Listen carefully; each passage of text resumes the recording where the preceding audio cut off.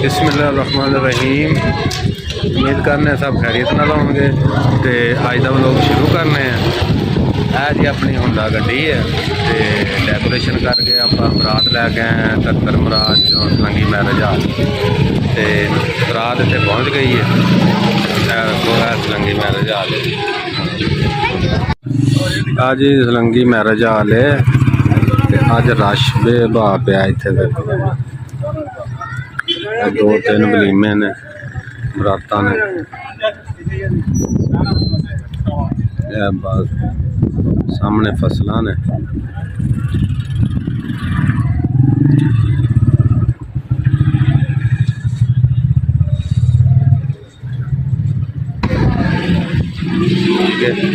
हम तुहानू जरा खाने की बहाने जरा इतने अपना एक बहुत अच्छा दोस्त है जो खाना बनाता है बहुत ही प्यारा बनाता है। वो बहाने अल्लाह खैर करे और गलबात भी करने माशाल्लाह। गड्डी बहुत अच्छी डेकोरेशन हुई है। देखने ब्लॉग भी है अपनी लागे ये ब्लॉग खोल जाता अल्लाह खैर करे। इतने अज 3-4 बरातां कट्ठियां ने नाल वलीमा भी है कोई एक रश काफ़ी आओ तुहानू लैके जाने अपने दोस्त बहुत ही प्यारा नाई है ठीक है अच्छा खाना बनाता। आप पिछले पासे खाना बना दिया नेर भी अज बेबा चलन दिया नेर तो जखीर ही की लेता पर कोशिश करने गल करन दी बिजी ना होया तो फिर गल करांगे आपां उहदे नाल।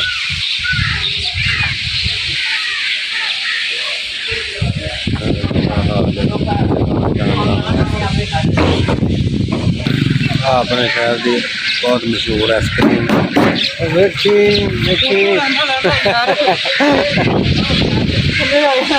देन लगे सन मैनू थले नजर पै गई। मैं बहुत है जी साडे बजुर्ग ने अपने शहर के ये आइसक्रीम इन्होंने बड़ी जी मशहूर है और जिथे भी कोई बरात हो आइसक्रीम उत्थे पहुँच जाती है।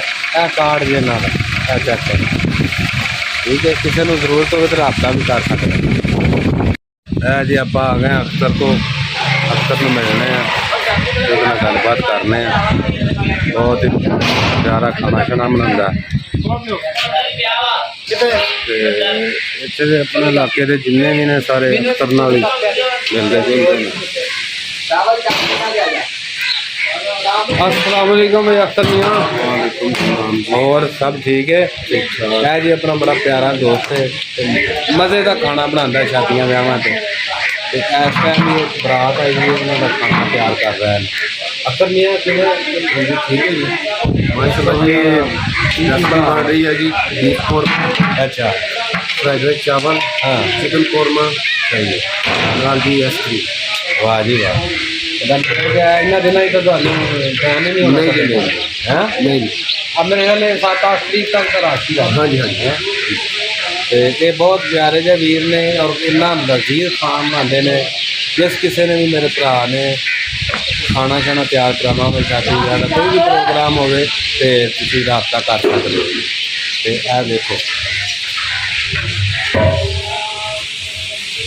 सारी चीज़ें तैयार हो रही हैं जो टोटल सारा तैयार हो जाता है। और अख्तर मियां सब ठीक ठाक घर बार सब ठीक ठाक है तो इंशाल्लाह तुहाडा राबता रहेगा। और मेरे वीरों इन्ना प्यारा खाना तुसीं सोच भी नहीं सकते ठीक है और ना मज़ा आए तो फिर गल करें।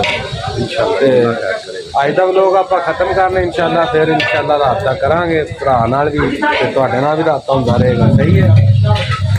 मैं भी इत्थे ही भरा लैके आया तो इंशाल्लाह फिर ठीक है ओके जी।